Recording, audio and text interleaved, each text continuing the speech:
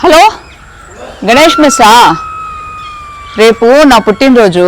నాకు ఒక 20 కేజీలు చికెన్ బిర్యానీ, ఒక 30 కేజీలు మటన్ బిర్యానీ కావాలి. మన బర్త్డే అద్దరిపోవాలి, ఫ్రెష్గా ఉండాలి, మస్తు టేస్ట్ ఉండాలి, మంచి మజా ఉండాలి మీ బిర్యానీ తినంగానే. ఓకేనా? నేను అమౌంట్ మీకు ఫోన్పే చేస్తాను. రేపు మా ఫ్రెండ్ వస్తాడు, ఇచ్చి పంపించేసండి.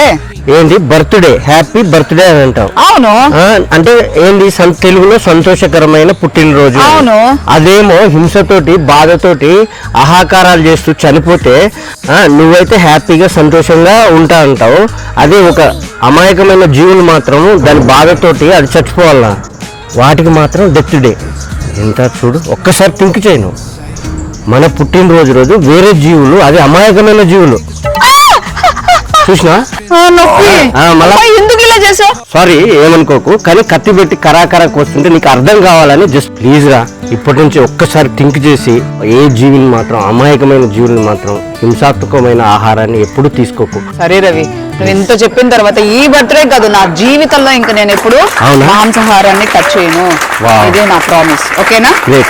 థ్యాంక్ యూ, నన్ను మార్చినందుకు, నా ఆలోచన విధానాన్ని మార్చినందుకు. నువ్వు రెడీ ఉండబట్టి నేను జస్ట్ ఇన్ఫర్మేషన్ మాత్రం. Thank you. థ్యాంక్ యూ నీకు.